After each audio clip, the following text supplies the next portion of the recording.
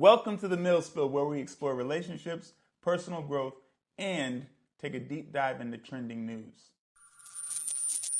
Today we're going to take a deep dive into the Sean P. Diddy Combs case. We're going to hopefully look at this case through a different lens and shed some light on some things that a lot of people aren't really looking at. But before we get to that, I need you to like this video and subscribe.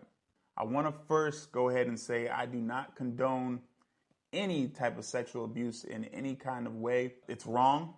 And these are really sensitive subjects that cut deep for a lot of us. It's hurtful to hear that these kind of things are going on in the world. Sexual abuse is always very serious. So if you know of any situations where there's sexual abuse or any kind of abuse for that matter going on, please make sure that you report. I definitely want to say that before we start this podcast, because this is a sensitive subject, but I'm going to need everyone who's watching this video to go ahead, put aside your emotions, and let's focus on some objective facts. Those emotions, those are things that we are manipulated by. They're important, definitely, but we are manipulated by them if we're not able to focus on some objective facts. The truth is that at the highest level, the government, corporations, these companies, they don't operate on morality.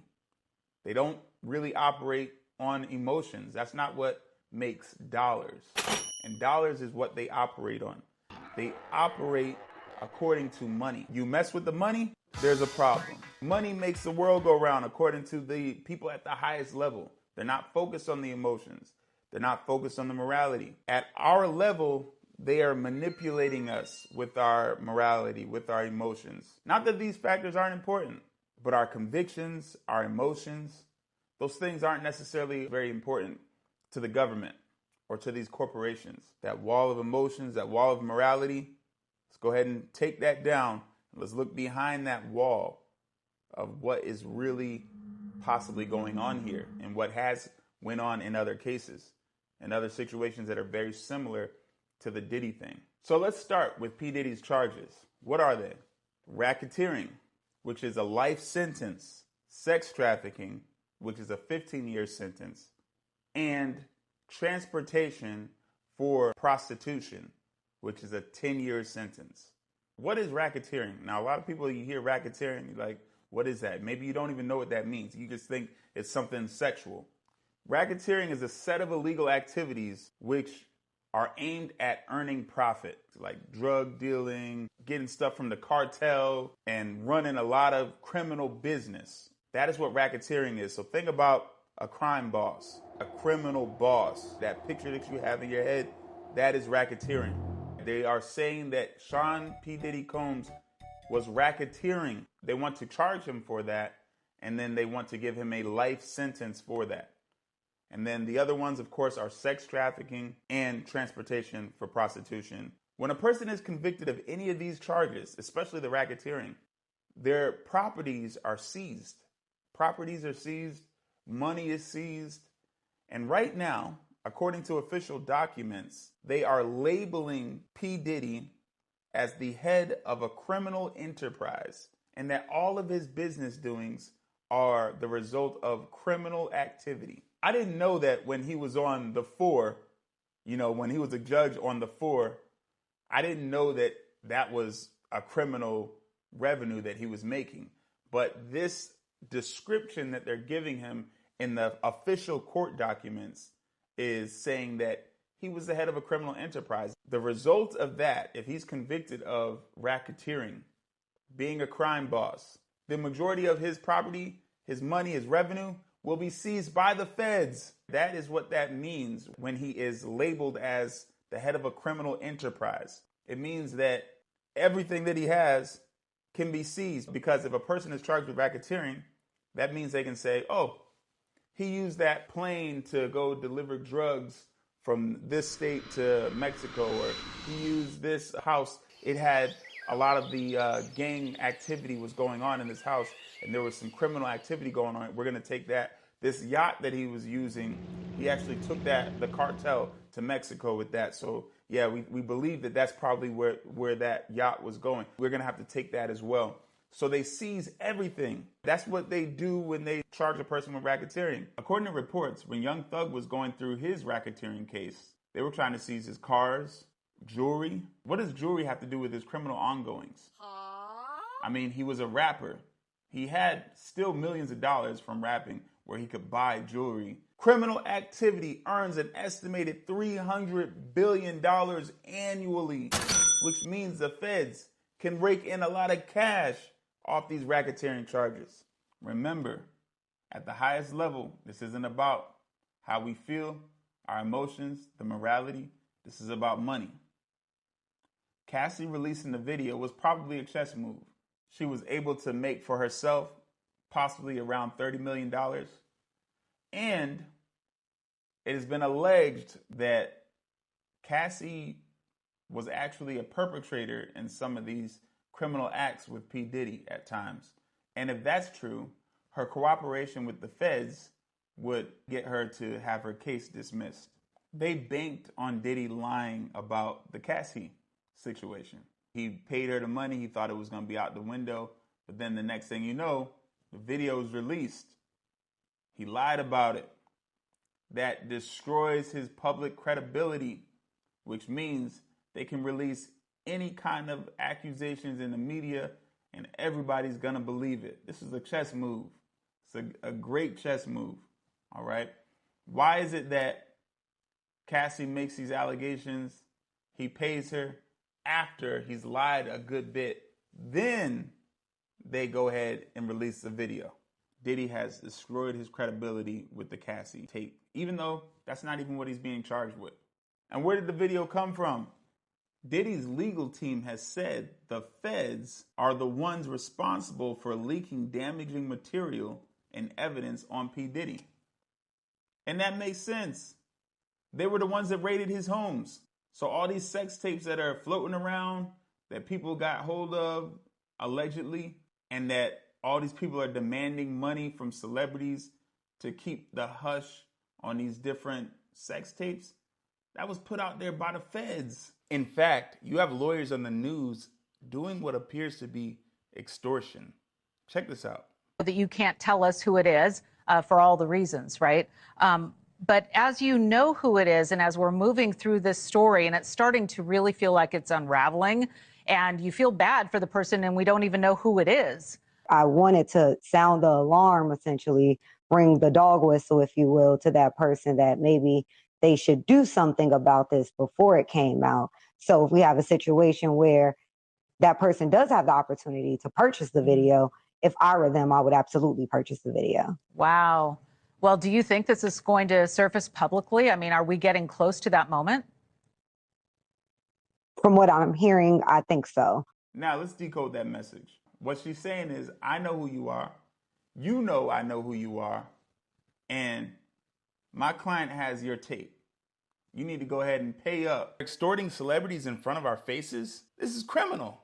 In fact, it's so criminal that one celebrity who's chosen to remain unnamed is suing Tony Busby, the lawyer who's representing 120 alleged victims who also are choosing to remain unnamed. Allegedly, Tony Busby sent this celebrity threatening letters accusing the celebrity of defamatory, malicious behavior and sexual assault that involves these P. Diddy tapes that are allegedly out there. The celebrity knew that they aren't in any kind of tapes, so they are suing Tony Busby for extortion. Tony Busby has denied these claims, but take a look at this clip. You said that there were other powerful people that you were looking at who you allege were involved in some of these assaults. These were very popular parties. This was the venue everybody wanted to be invited to. So a lot of people participated that will raise people's eyebrows. Have you been in touch with any of them to say, we're looking at you, you did something wrong? Have you had any contact beyond the Diddy people? The typical practice is to send a demand to lay out, here's what we believe the situation was, here's how we think you were involved, and just try to start a dialogue. Safe to say you've sent some demand letters already? That's true. Sending letters with demands sounds something like extortion. Tony's had a few legal troubles recently, but it's not big news. I wonder why. It's crazy, man. Extorting celebrities publicly? Sex between two consenting adults, whether that's P Diddy or another adult, that's not against the law. But these celebrities are paying top dollar because his public persona is destroyed. Anybody tied to him is now destroyed. So they're paying that money. But how are we allowing bribes to be done on the news and on TV in front of our faces? Because we're so caught up in the humor, the laughing, the ha ha ha, the whatever, the emotions, the anger, the whatever, that we're not seeing behind that wall. At the highest level, this is about money, y'all. And y'all got to see that these people are making a lot of money. These lawyers, these quote unquote people who have the tapes. Remember, the feds are the ones who seized Diddy's property. So if any tapes are out there with people, the feds gave them to those people. This could be federal agents that are demanding the money. Like this is crazy. This is a crazy, scandalous, crazy activity that is going on right now in front of our faces. We all know that R. Kelly was a freak, right? He did some wicked and evil things when it came to that young girl. He deserved the punishment for what he did. But was that really what they were trying to get from R. Kelly? I want you to think about this. R. Kelly did that. They let him off the hook. Years later, they charged R. Kelly with what? Racketeering. A crime boss. In addition to his sexual acts, they charged him with racketeering. Why? They took his millions. How much did the victims get? Between all of them, they split about $500,000, which ends up only being a few thousand per victim. The government got millions of dollars out of that R. Kelly case. Woo! Now we're coming to the present. We're looking at P. Diddy. These videos and things that come out of Cassie getting beat, but that's not what he's being charged with. It's working on our emotions. He's being charged with being a crime boss. They swoop in. You have a rapper who's made billions of dollars, who's worth $1 billion, and now they're able to swoop in and take all this money, all the possessions, and they can claim that he was the head of the criminal enterprise, and hey, we'll take it. But guess what? In the public's eyes, he's only being charged for being a freak and being a sexual pervert. That's not what's happening here. He's being charged with more than that, and it looks almost like they're playing in our faces. We're going to take a deeper look into this and get a deeper understanding, but I need you to see what he's being charged with. He's not being charged with beating Cassie. All right, he's not being charged with being bisexual. We already knew that P. Diddy was at least bisexual. I mean, he came out with the remix to I'm Coming Out, which is the LGBT anthem.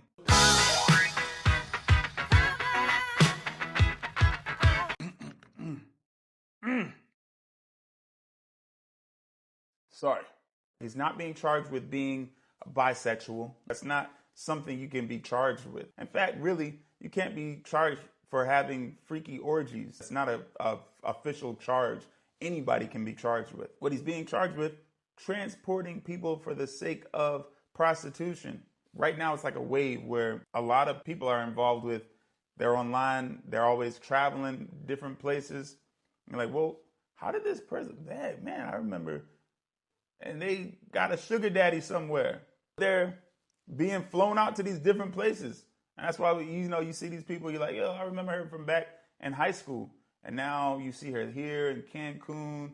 Next thing you see her in Greece. Not that some of these women aren't actual official business women. Some of them are. But there's a lot of them that are working that system. They're getting freaky and being able to go on these trips. It happens. There's this whole thing with these guys. He's in Dubai. And this woman came online actually very recently, and she talked about a disease she got because there's these guys in Dubai who have a fetish for watching pretty women eat feces. Ew. All right. And this woman went over there. She's one of these women who travels to different places and lets these guys buy her things. And she went to Dubai and she participated in eating the feces. And now she has some kind of disease, which is really sad, unfortunate. But these are the type of things that are going on right now in the world, is that people are getting flued out. All right, they're getting flown out to these different places and parties because they just want to have a fun time. And sometimes they get themselves involved with some sexual stuff that is really disgusting. But they're doing it for $1. They're doing it for the fun of it, for the experience. They want to live a certain lifestyle. Yes. And a lot of people are, unfortunately, that's the way they're having fun. They're doing these things. Seeing that this is a wave where people are flying people out, should they be charged for transportation for the sake of prostitution? When you fly these women out and you have sexual encounters with them, is that transportation for the sake of prostitution? You be the judge. But there's a lot more people than P Diddy doing that. There's a lot of average people doing that. And we see it all the time online. As far as these freak-offs, parties with orgies, there's a lot of wealthy people that have these kind of parties. In fact, in a little bit, but I'm going to show you one of the women who attended Diddy parties. She talks about how a lot of these celebrities, not just celebrities, but doctors and lawyers and people with money, they have these kind of parties, and sometimes there's orgies and there's things of that nature. These swinger parties. Should he be charged for doing the things that a lot of these wealthy people are doing? I mean, people are doing this all the time. Should he be charged for that? Should they label it that and take everything, take his planes that he used to transport women to parties that wanted to go to these parties and have fun? I don't know. That's something I put out there for you. But this is what he's being charged with. He's being charged with transporting women for prostitution. Similarly, he's being charged with sex trafficking. He's being charged with racketeering, being a crime boss, making all of his money and finances being the result of criminal activity. Means that we can take everything. Should he be charged with that? That's what I want you to think about. Remember, at the highest level, this is a business. This is not about your morality. This is not about your emotions. There is a theory that there's a reason why this whole investigation even kicked off. And we'll get to that in a little bit. The goal is to get as much as they can out of Diddy. And they are being very successful in doing this because we're not even paying attention. We don't even know the law. A lot of us don't even realize. But this is what's happening. I want you to follow me down a rabbit hole for a moment. And we're going to look at the case of James Joseph Whitey Berger Jr. He was the head of the Winter Hill Gang in Boston in the 1970s to 1990s. He was very racist. Actually, one of the things that he did was burn down an elementary school in protest to desegregation.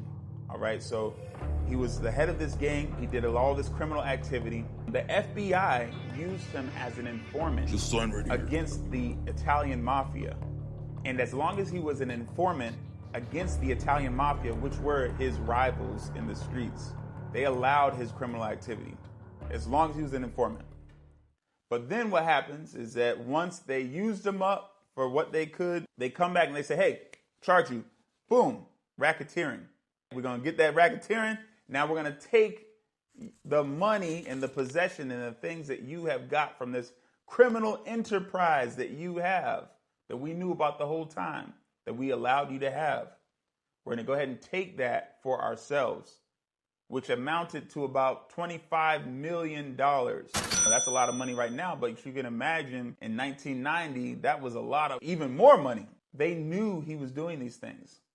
Now, when they finally charged him, you know, there's more to this story. He did go on the run for some years and everything. They didn't really even catch him until he was an old man. But when they did charge him, they tried to act as though they didn't know anything about what he was doing and that, you know, they just caught him out the blue, you know, this crime boss.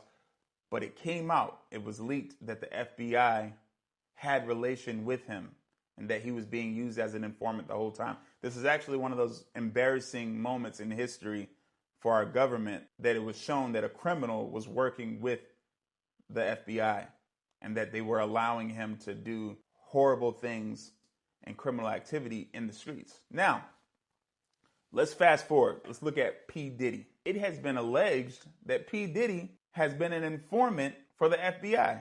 People have alleged this for years, that he's working for the feds. Does this sound familiar? He was working for the feds, informant, allowed criminal activity for decades, all of a sudden charged with racketeering. Here we go. We used you for what you could do for us, and now we need that money.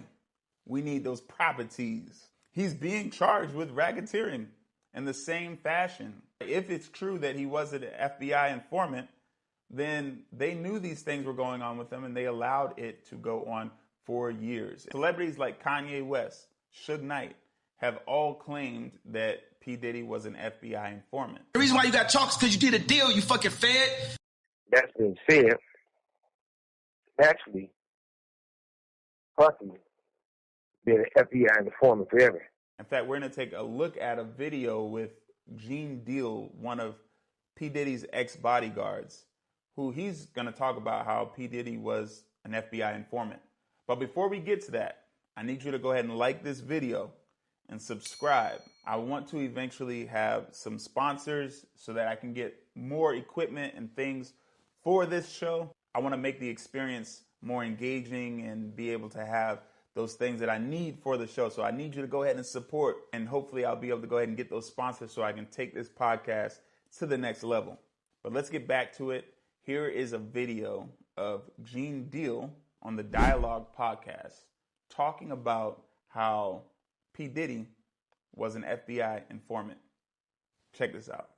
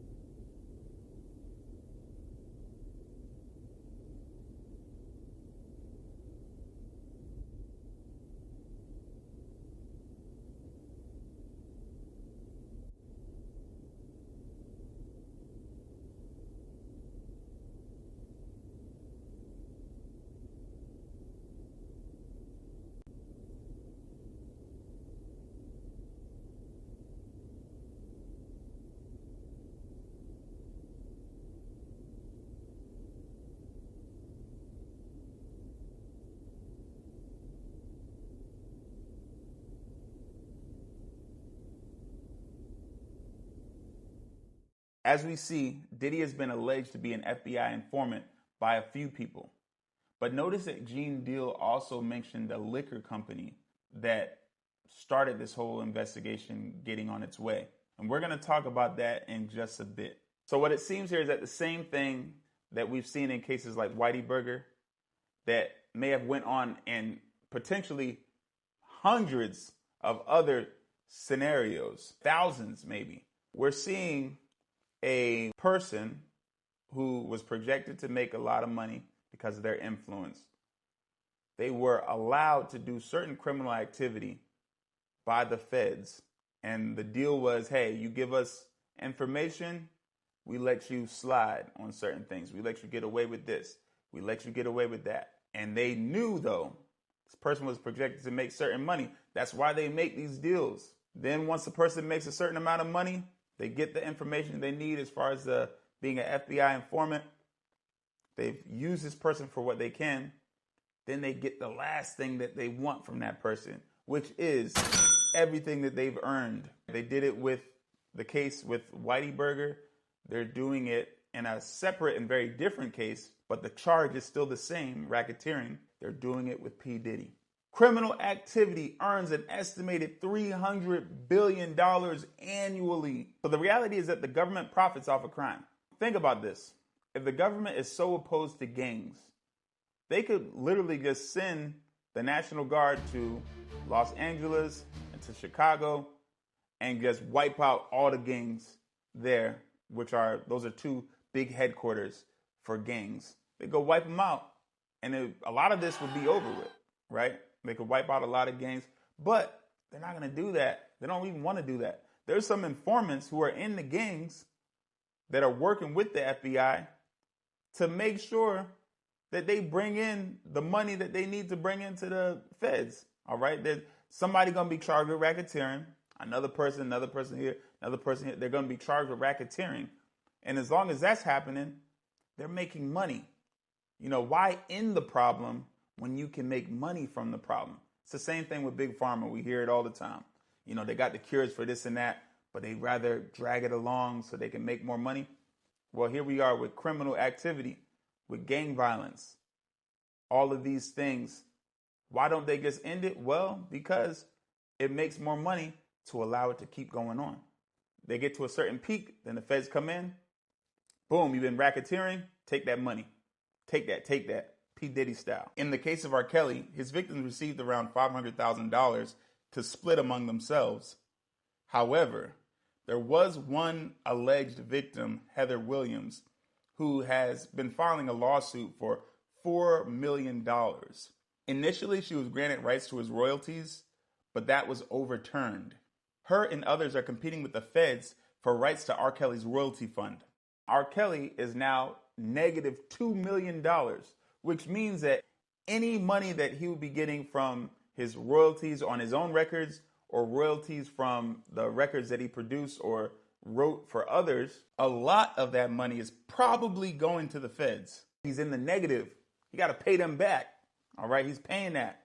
This is constant cash flow, baby. R. Kelly wrote a lot of records for people.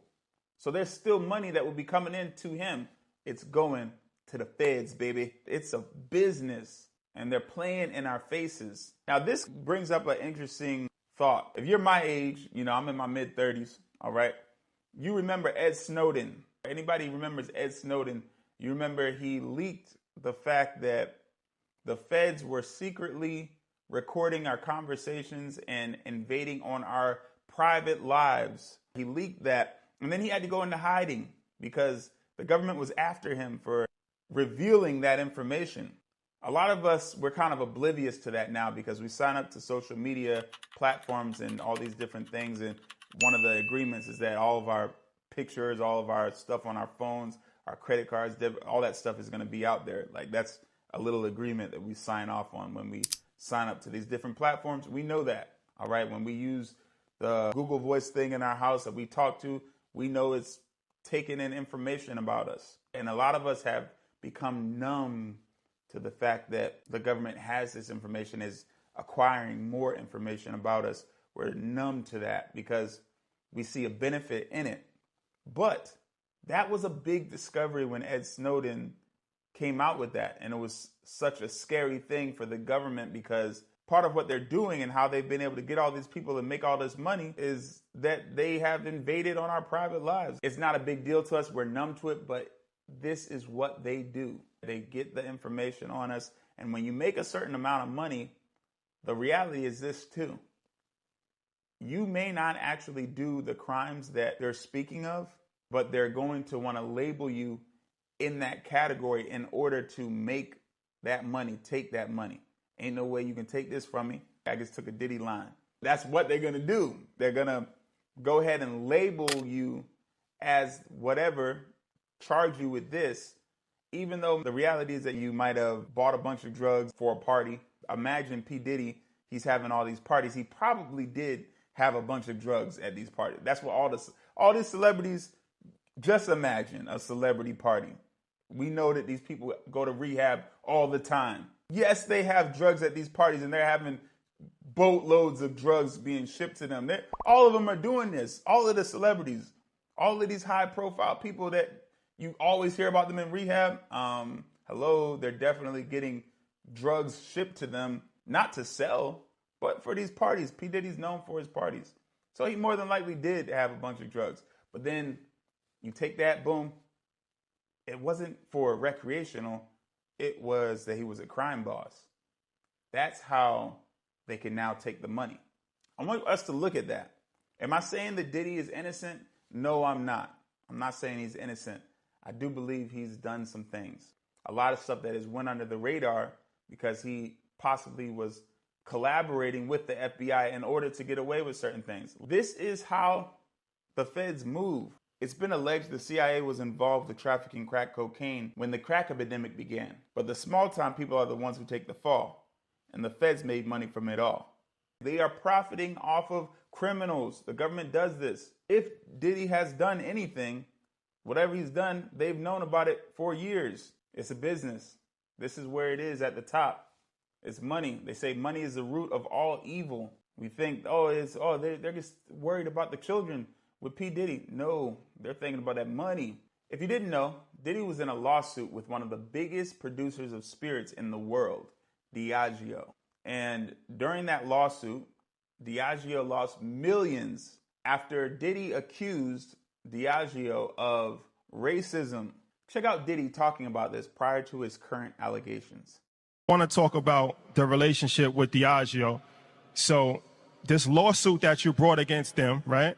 People might not know, but I think Pharrell was the actual first one to sue Diageo, and it was for unfair treatment. So you had a historic relationship with them, 15 years, going back to Ciroc, DeLeon. I never even heard of Ciroc until you started doing the commercials, blew it out the water. Then you had DeLeon, and everything looked like it was on the up and up, owned by a black man and all that. So a lot of people was confused when the lawsuit came about. You shared some information with us when we came to your house that we wasn't aware of.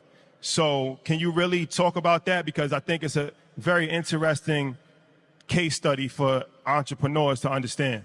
Definitely. The situation's in the courts now, so I'm going to share with y'all what I can. This is all public record. But basically, I was called to have a meeting with Diageo, and they knew that I was kind of killing things in the culture, and they were trying to fix their diversity problem. And through that, a meeting was set up, and I told them, you know, I want to be an owner, that I have these ideas from promoting parties at Howard, just remembering that I will always get the door and never get the bar. And so I said I have aspirations to have black-owned brands owned by black people behind the bar and a part of your organization. They're the biggest distributor of spirits in the world, biggest maker of spirits in the world. So we get a test project. I'm looking at their portfolio, and they say we could start something from scratch. But I'm looking at their portfolio, and I remember one night I was having a great time with Ciroc. I had some Ciroc. It was made by grapes. And I remember, you know, having just such the greatest time. And so the light bulb went off in my head. I said, I don't want to wait and develop nothing. Let me show you what I could do with Ciroc. Let me show you how I could turn your revenue around. They were losing $40 million a year. And I went and turned it around and took it to 2.6 million cases from 40,000 cases. Okay? And so this is something that's never been done. Clap it up for that. So 15 years later, even though I had that success, I was always fighting for Ciroc not to be pigeonholed, not to be pigeonholed as a black brand, not to be pigeonholed as an urban brand. I already went through that. I went through that with Sean John. They put me in the urban section. I had to go and disrupt the fashion industry, pull up on Fashion Week, and show them what that black excellence swag is about. And that's what we did with Sean John. And so with Ciroc, it was the same thing, get into the spirits industry. No matter what industry I went into, I always came up against this ceiling that they just wanted to keep me in the colored section. I would say for businesses, you have white-only business, just like you have white-only bathrooms back in the days, and you have black-only business. And so my fight is to always make sure that we could just do business. I want to be treated equally like anybody else. And so that's what the fight is about. And it's not me just fighting for me. I'm fighting for us. Because whatever bar I set, y'all have to come behind me on that bar, and I want to make sure that it's right. So that's what the fight is about, simply put. And the last things, to make it clear, was with DeLeon. I still own DeLeon, okay? So with DeLeon, I sent my people. Before you tell the story about that, just talk about the process of getting DeLeon, right? Because it was you proved yourself with Ciroc, and so now there's an opportunity to create something else. With a lot of, first of all, corporate America is made and built for white men. So when you're going into corporate America, usually your entryway is to help them with their diversity problem. But at the end of the day, you want to be able to open up doors. Sometimes you got to take that opportunity and get in. And so that's what I did with Ciroc. But I told him I don't work for nobody. Everything in my portfolio I own. So you guys have to know my ultimate dream is a tequila. But I was like, I really love tequila. And this was before the whole tequila craze. So it's like you make a deal. You make a deal like, I'm going to advance this for you so then we could be good partners and you could give me what I want, which is my opportunity for me to own my brand and to be able to build generational wealth for my kids and my people. And I just need the same 24 hours as y'all giving everybody else in your portfolio. And I couldn't get that. I had to send my people down to Mexico. And this is just to tell you what the fight is about. They went down to Mexico, and when they got down there, they found out that there was 0 agave planted for Deleon. So there was no plan for us to be successful. There was no equal treatment. The other brands, they had agave planted. They had no agave planted for me. And sometimes you have to go check even your partners to see what's really going on. And so when I saw that, I was like, nah, I'm going to fight because it's bigger than me. It's about not just me, it's about we, it's about all of us. So I chose my purpose over profit. And that's the whole Deleon situation. It was at this point that all of a sudden, Diddy's own legal troubles began. Accusations started coming up. The Cassie tape came up. Is that a coincidence? A lot of people would say it is not a coincidence. Diddy consequently dropped his lawsuit with Diageo. And now he has been focused, of course, on his legal troubles. This isn't just about P. Diddy. It's about you're affecting our money right now. You're affecting the economic ecosystem because you're affecting our stock. So what do we got to take you out? Is it possible that BlackRock, the largest shareholder of Diageo, has retaliated against P. Diddy for lost revenue?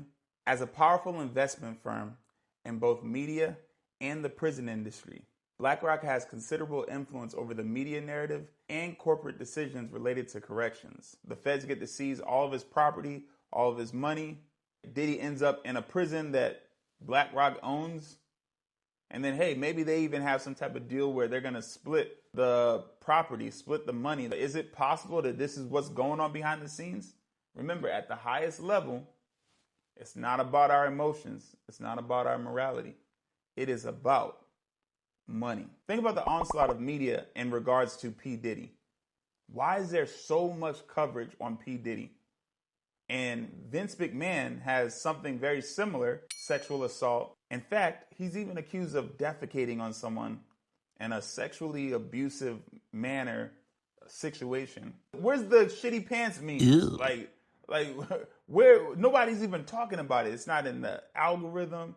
It's not on the news much. They're not really talking about it. But P. Diddy is everywhere.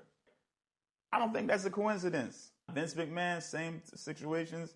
They're not even talking about it. So much coverage on this P. Diddy case to the point where they even have AI-generated videos and photos of Diddy doing all kind of stuff. It's not even real. False stuff is out there on the internet. These videos that pop up is AI-generated. AI brings things to a different level. Like, for example, this AI-generated photo of P. Diddy supposedly when he was arrested. This photo was shown on the internet. It went viral before Diddy was even arrested. He wasn't even arrested yet. He was still out there walking around in New York, taking pictures with people, you know, doing that whole thing. It was kind of weird. He was just walking around everywhere. But he was doing that, right? And this picture was circulating of him. He was arrested already, according to public opinion. They thought he was already in prison. What is that? Why is this AI-generated photo of Diddy produced? Well, I'll tell you about something called manufacturing consent. Manufacturing consent is a way that the media will convince us of something, will put images and thoughts in our mind so that when they do it in reality, we'll just accept it. A similar term is predictive programming. It's where the media puts images of future events in our heads. So they put this image of P. Diddy was arrested, a mugshot of P. Diddy was already out there, but it's AI generated. This isn't even P Diddy. You got side-by-side pictures of P Diddy, and you can tell that this is an AI generated picture. Why did they put this out there? Let's see how these people react. Would they be upset if we go ahead and just go ahead and arrest P Diddy? Are they gonna go in an uproar? Let's see. Oh, okay, they're making memes. It's a joke. Cool. We got them going. All right, good. Let's speed this along, y'all. We're gonna go ahead and take them in. We'll get this arrest going. They're laughing at the mugshot already. We're cool. We already dumbed them down to this whole situation. So you got these AI generated photos. You got videos of really inappropriate sexual videos, but they're actually AI generated. Why is this stuff out there? Why is there so much of a push of this negative media when it comes to P Diddy? But Vince McMahon, the former CEO of WWE, who did similar situations allegedly, you're not seeing hardly any coverage of him?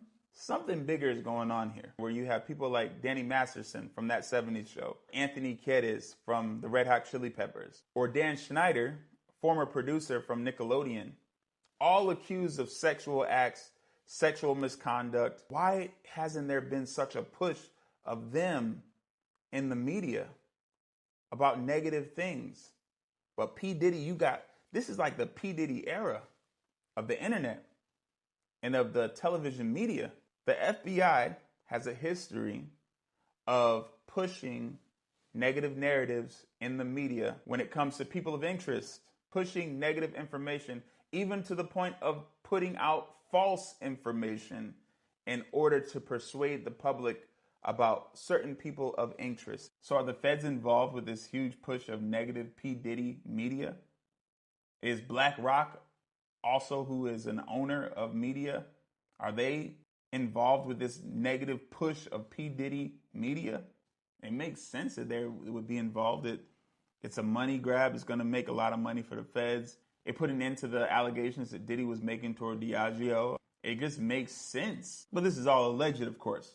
It looks like Diddy's opposition is both federal and corporate, and the motivation is money. After all, the love of money is the root of all evil. And it looks like there's a lot of evil going on, because if Diddy was doing this, a lot of people were aware, and nobody was doing anything until Diddy was costing this liquor company money. You could have been put this man away, but you're going to wait until he's doing something to you. You weren't going to do something when he was doing something to somebody else. Probably because you were participating in a lot of the same things that Diddy was doing.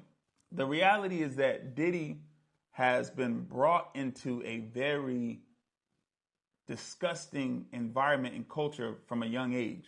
The music industry is notoriously known for sexually perverted situations. And this is like a wide known truth that we don't really acknowledge, is that the music industry has been known for being sexually perverted. Check out this clip of Little Richard talking about the music industry back in the day. I got so wrapped up in it too. Really, my body said that I was a man, but my mind said something else. And the only people that I enjoyed being around was people that was perverted. Goodness. And people that most entertainers are perverted one way or another. Most of them are, and a lot of the managers are, and a lot of the record producers are. And so what they do, they tie hand in hand. So you go into the studio, they give you cocaine, you get high, and then you do your act. You never found satisfaction. It wasn't no satisfaction. I was sick. I had to stay high all the time to feel like a natural person. I had to just it's a sickness, because you would feel bad when you do it, and after a while you get so that you don't hear that little voice no more. Diddy was probably groomed into his behavior. Now, again, bisexuality, if a person is gay, those are not illegal things. And a lot of people are making fun, and it's a lot of condescending tones that are out there based on that. We can't lock him up for those things. But his sexual persuasions and a lot of the things that he's doing, whatever they are, it appears that he was groomed into a lot of it. Even Suge Knight had to say some things about this as well. Suge Knight said that P. Diddy was groomed. Check this out. Your perspective, though, you actually spent time with Diddy. Did you notice anything around Diddy where you said, I think this guy likes men, or I think he likes certain things that's a little weird? Well, Well, all due respect to Puffy, you got to realize one thing. He didn't start off like that. I'm quite sure somebody taught him that, and that's more deep in the industry. You guys who got involved with a lot of people who was their mentors, instead of having a guy to mentor your own father, they was having these guys they mentored. And when that happens in the industry, it was done to them, they do to the next person. So I felt that Puffy was a regular, normal guy. And then when he started hanging with the guys in the industry, they did things to him. And then allegedly he did things to Usher. But we got to stop this pointing the finger at the person who gets caught with their hand in the cookie jar. Where did it start from? But see, people don't want to touch on those angles that just started being the major executives who run these labels. So you guys want to speak on the people who got thrown under the bus, the sacrifice lamb. So it does look like some of this stuff is things he's been groomed into that type of industry. And that's why I hate to see all the focus just on P. Diddy, just like Suge Knight just talked about. It's not all about P. Diddy. He's a sacrificial lamb, the fall guy. But there are corporations, companies, big name people, and we're not just talking about rap artists. There are people doing these things all the time and getting away with it, and they're going to continue to get away with it because we're going to continue to be manipulated based on the little small time stuff that they put in the media. There are bigger names behind this stuff that are allowing these type of circumstances and situations to go on. And they're participating in it themselves. The Diddy takedown will be one of the biggest smear campaigns and cash grabs that the federal government has ever made, that has ever been done. This is a social experiment. The AI-generated videos got this huge push in the media. The very jury that's going to stand judgment of P. Diddy are the same people that are watching the internet and seeing all these memes and seeing all these AI-generated videos and all this evidence that has been leaked out to the public by the feds. They've been manipulated to already have an opinion before they even get into the courtroom. I mean, Diddy has broke the internet, and this may be orchestrated as well. We know that companies that own media, like BlackRock, that owns Diageo as well, can push whatever messages they want in the media that benefit their own interests. We also know that any person can just take $50 and purchase an ad on their post for Facebook, Instagram, TikTok. And with $50, you can get thousands of views on that post. Now imagine the amount of ads a billion-dollar company can put out there and garner millions of views. Mark Zuckerberg has now come out and said that he was pressured by the feds to manipulate the Facebook algorithm and make sure that information that was put out regarding the Biden presidency was favorable and positive. So there was a lot of censoring during the time. If you can recall, there was a lot of these fact check or warning, this is false type of flags that would come up when you would read certain posts in the years of 2020 and 2021. All right, not all of those were true flags. Some of those fact checks were actually false. And Mark Zuckerberg has now come out and said that he manipulated the social media algorithm based on being pressured from the feds. Could the feds be involved with manipulating the algorithm with this Diddy thing? I mean, why hasn't there been any fact checks on the AI-generated visuals and posts about P. Diddy? This AI can be very, very realistic and convincing, but it's fake. It's not real. In other words, the feds can pressure social media outlets to manipulate the algorithm. And this isn't just a possibility. This is something that's been done. And it's been done to manipulate the opinion of people who are going to stand on a jury to decide P. Diddy's fate. DJ Drama. We the best! No, not that DJ. Yes, Brazil! Yeah, that one. DJ Drama's ex-girlfriend, Stephanie, had a few things to say about the Diddy situation. Check this out. Rich people parties. If the feds and whatever else want to call them freak-offs, that's on them. But at the end of the day, they're rich nigga parties. Rich white men do this shit all the time. Attorneys, doctors, real estate moguls, finance guys, brokers, all type of rich white men do this shit all the time. But because Diddy is black, and of high status, of course, he's not allowed to do the same thing that rich white men do. He's not allowed to indulge in the same behavior, parties, lifestyle, etc. that rich white men do. It's fucking twisted. It's really fucking twisted, and it's sad. It's sad to watch someone who's a mogul for the black community, in the black community, who speaks very highly of the black community and tries to instill growth and excellence and black excellence and preaches it and preaches love. And he's getting shitted on by not only the feds and the people filing lawsuits, but his people, his community. And it's like, y'all are making a mockery of it. And I see it. I see y'all's posts. And some of y'all are black men of high status or in the same, not maybe in the same financial position, but a high economic advantage or high financial status. It could be y'all tomorrow. And y'all are laughing and making a mockery as if he doesn't need our support. As if it doesn't matter. This matters, because the jury that's going to see this type of shit is looking at the shit, whether they say they are or not. They are.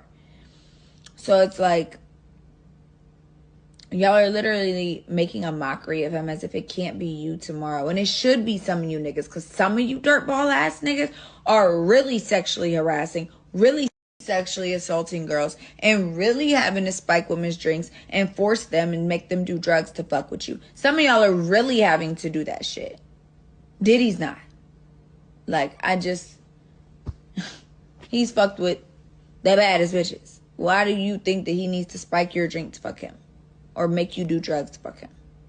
Bitch, you willingly took them drugs. You wanted to vibe and be a vibe and get invited to the next rendezvous and party out.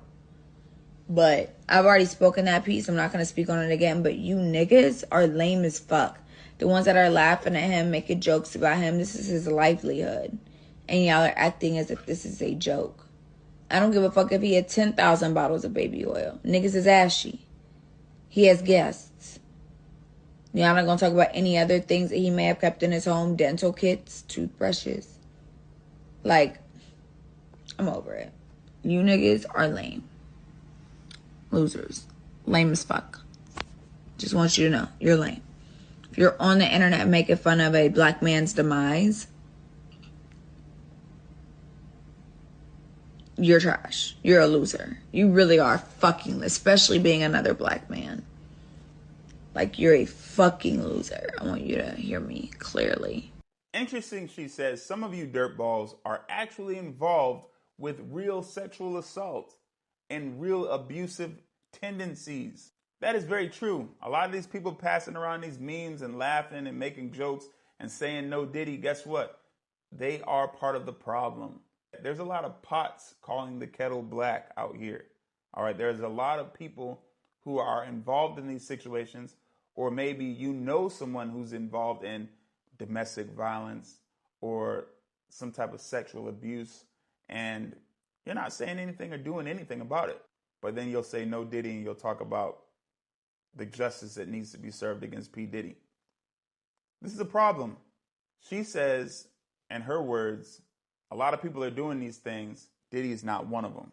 Now, that is her account. That's what she says. I don't know. Again, I'm here to present a different perspective of this whole situation. I don't really have a verdict on it or anything like that. And I hope that none of us really do, because we really aren't sure. What we are sure of is that we know that Diddy assaulted Cassie, but he's not being charged with that.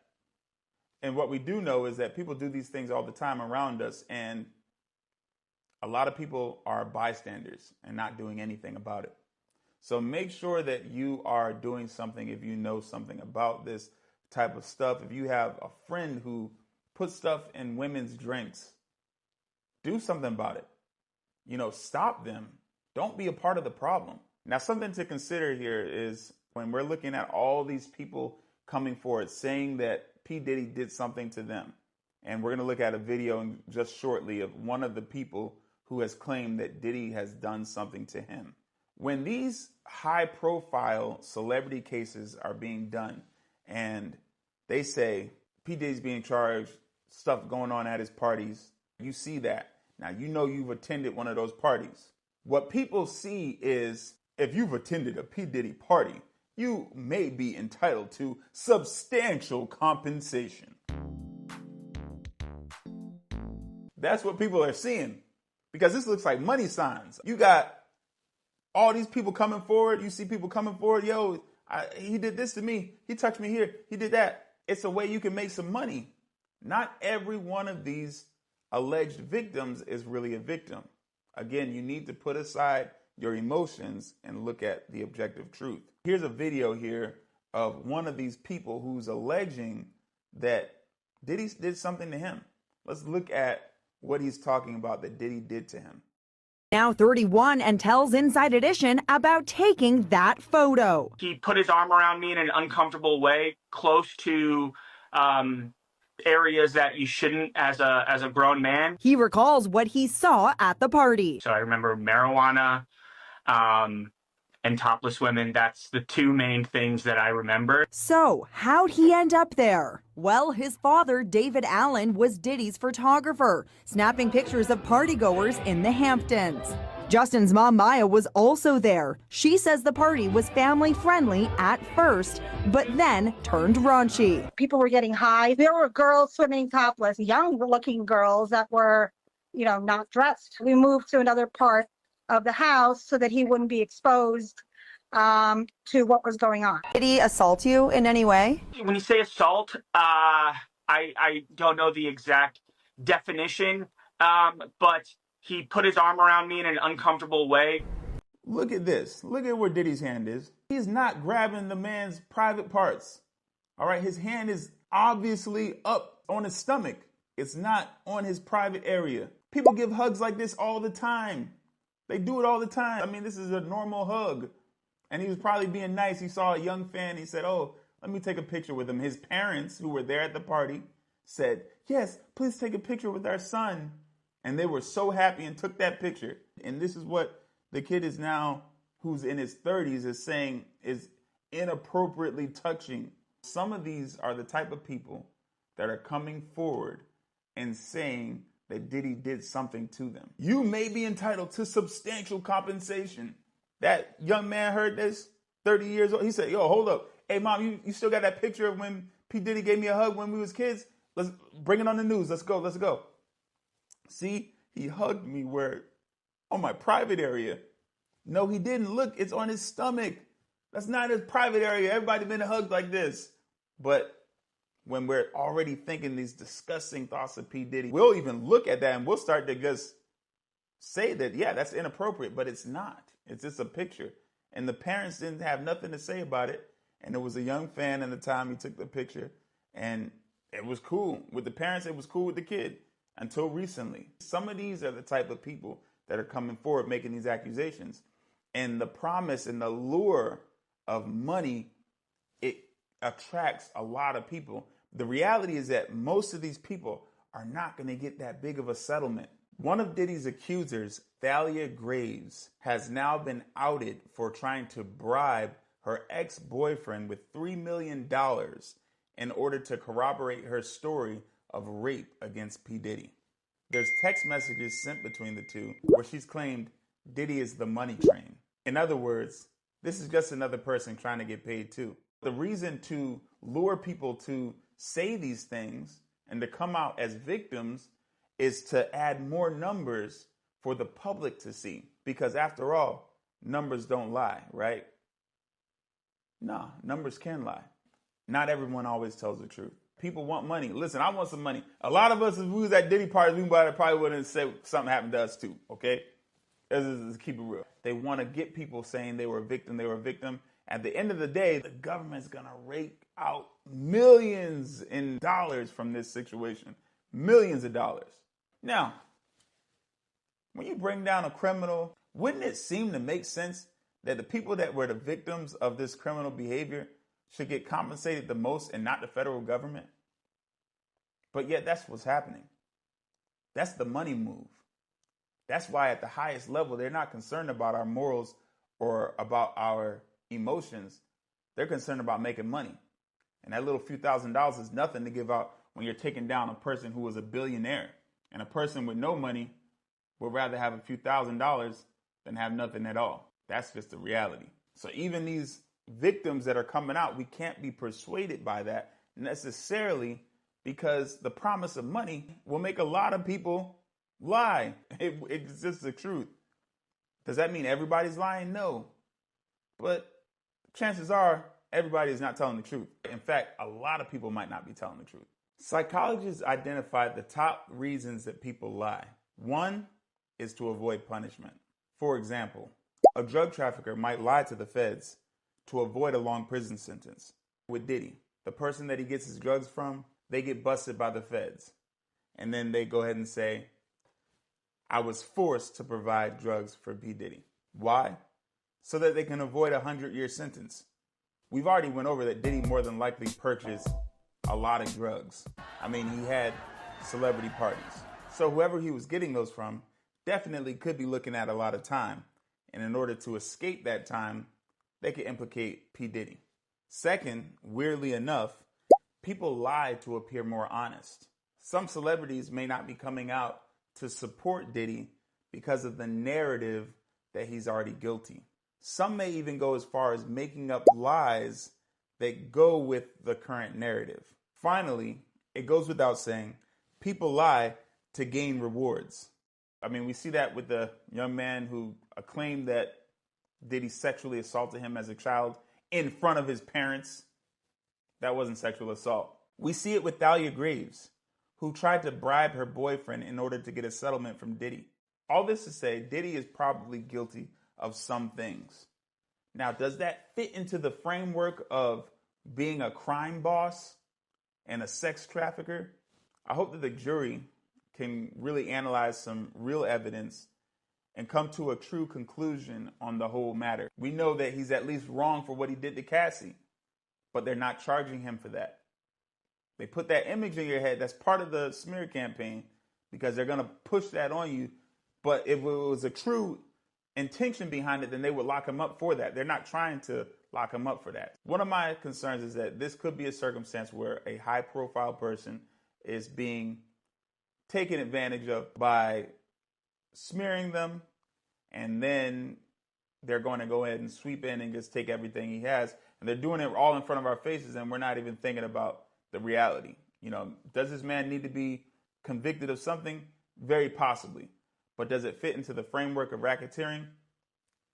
I don't know. I'm not persuaded to believe so yet. Looking at cases like this makes me think about something that Michael Jackson said. And I want y'all to pay attention to this video here because I think Michael Jackson may very well be describing what's going on in this situation. Check this out. I prefer to perform than talk.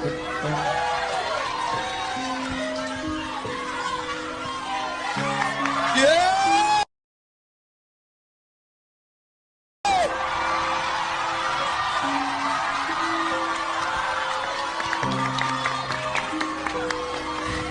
You know, let me just say this. The tradition of great performers from, and I really want you to hear what I have to say. The tradition of great performers from Sammy Davis Jr. to James Brown to Jackie Wilson to Fred Astaire, Gene Kelly. The story is usually the same though. You know, these guys work really hard at their craft, but the story ends the same. They usually are broken, torn, and usually just sad. And the story is very sad in the end because the companies take advantage of them. They really do. And Sony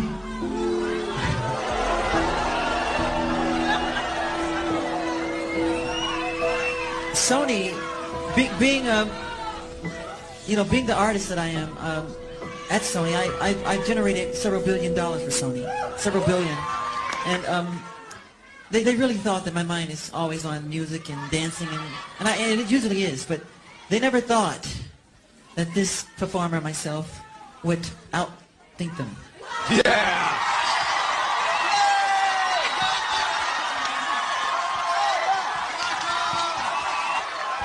And Tommy Mottola is a devil.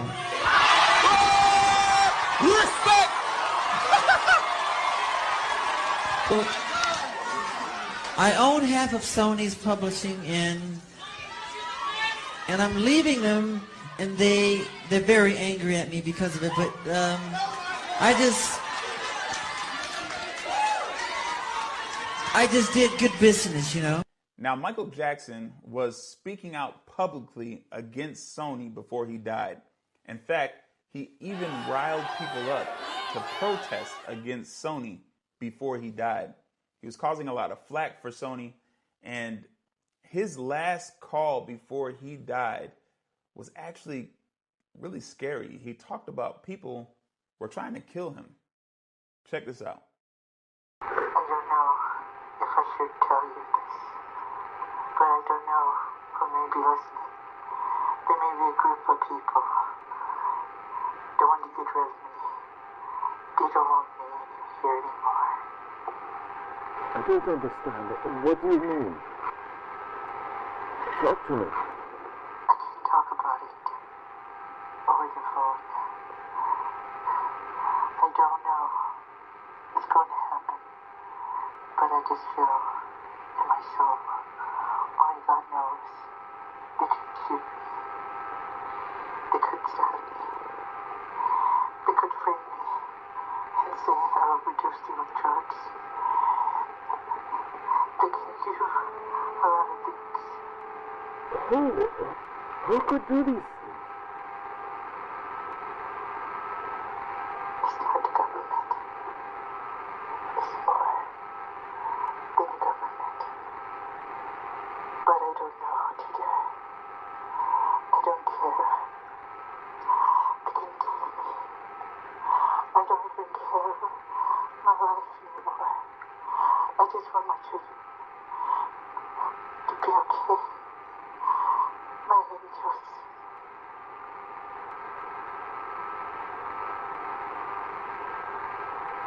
I want them to be safe. Michael. I gotta go. So Michael Jackson spoke out publicly about the threats and hatred he was getting from Sony, and then he ended up dying. Check out this video of LaToya Jackson, Michael Jackson's sister, on The View. And she's about to talk about some details about Michael Jackson's death. And as she's about to speak, Whoopi Goldberg does something interesting. Check this out. Well, he told me, LaToya, they're going to kill me. I said, who, Michael? First, I thought you're Michael Jackson. Nobody in their right mind would ever think of doing anything like this to you. That's what you think. And then I saw how serious he was. He said, it's bigger than what you think. I said, well, Michael, what is it? He said, it's my publishing.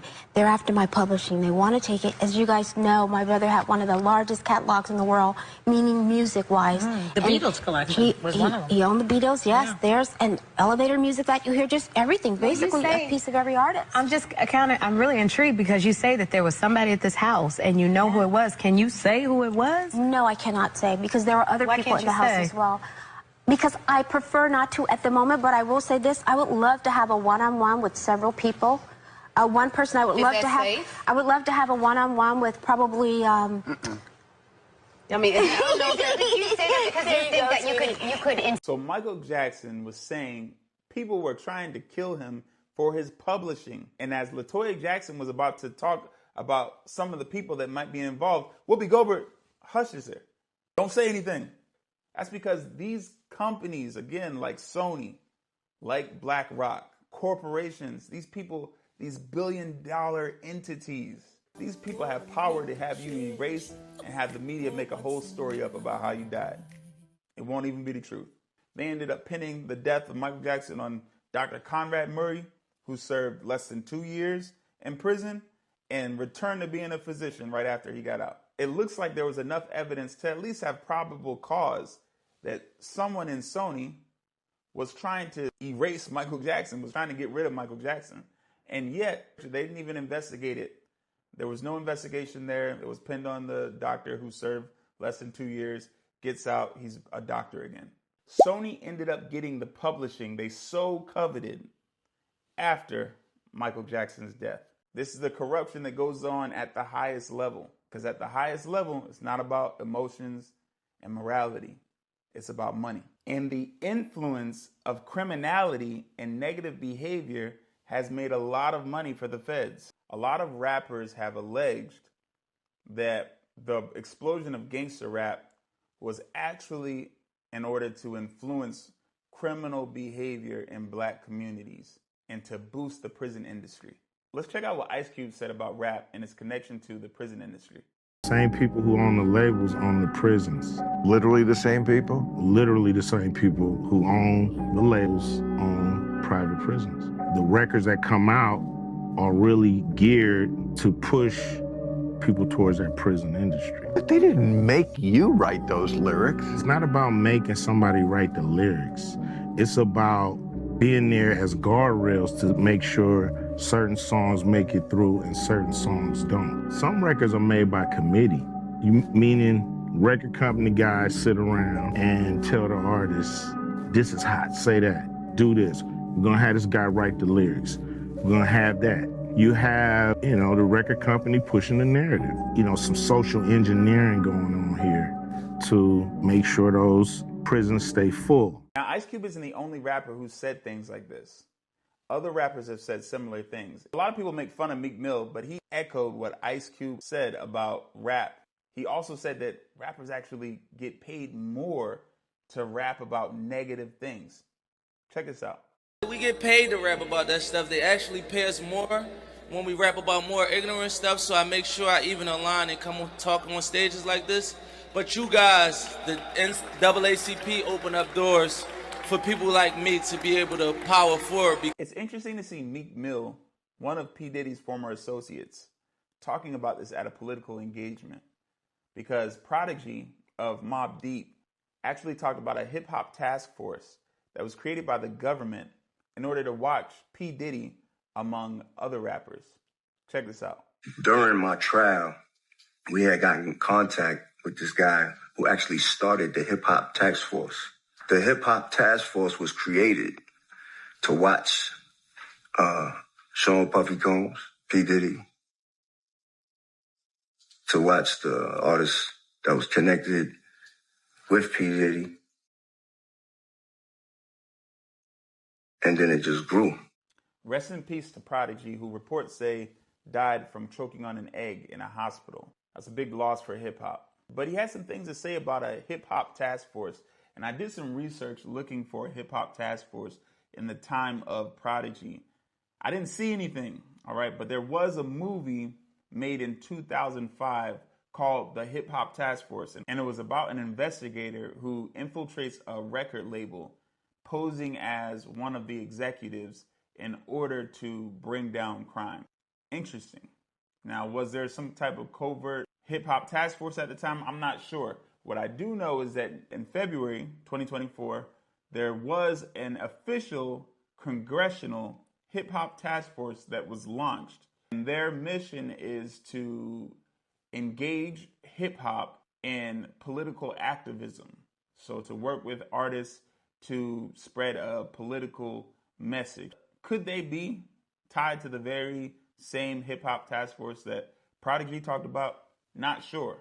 What I do know is that the Black Music Action Coalition, which is allied with the hip-hop task force, has shouted out Meek Mill and Jay-Z, former associates of P. Diddy, as working in the vision of what the hip-hop task force desires for hip-hop. So is this the same hip-hop task force that Prodigy talked about? Not sure. Are Jay-Z and Meek Mill somehow informants who are tied to the P. Diddy investigation? Who knows? That's not really clear. What does appear very evident is that the promotion of negative behavior and criminal activity in rap is very intentional. It benefits the feds and corporations like BlackRock by encouraging the behavior that will boost prison populations. I think the message here is that we as black people should not accept negative elements like gangsterism, sexual exploitation as being part of our culture. It's easy to see that music has always been a major part of our identity as black people. I mean, going back to Harriet Tubman, coming to the present, music has always been a form of self-expression that rooted deep in us as a culture. But the problem is that that music that we so love has been infiltrated and directed in a way that is negative. Whereas in the past they had blackface, where white people dressed in blackface and they portrayed negative elements of black people to say that, hey, this is what all black people are like. They're perverts. They're after our women. They're rapists. They're criminals. They're gangsters. This is the blackface of the old days. They learned, and by they I mean the media, the same media, because those children and those children's children of those people who did the blackface, those families are the people who still are over the media. And they have learned that all they have to do is pay black faces to continue that message of blackface. They don't have to put on a blackface anymore. They can pay real black faces to portray those negative stereotypes.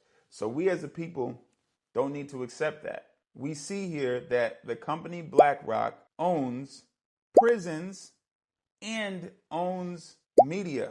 Is it a coincidence that billion-dollar companies like BlackRock are large shareholders of record labels that produce rappers that glorify criminal activity, which in turn leads to more people being incarcerated in prisons that those same companies own? As for Diddy, he isn't the greatest pusher of gangsterism in hip-hop. It seems he's had another agenda, but we'll save that for another episode. Make sure to like and subscribe. Join the conversation.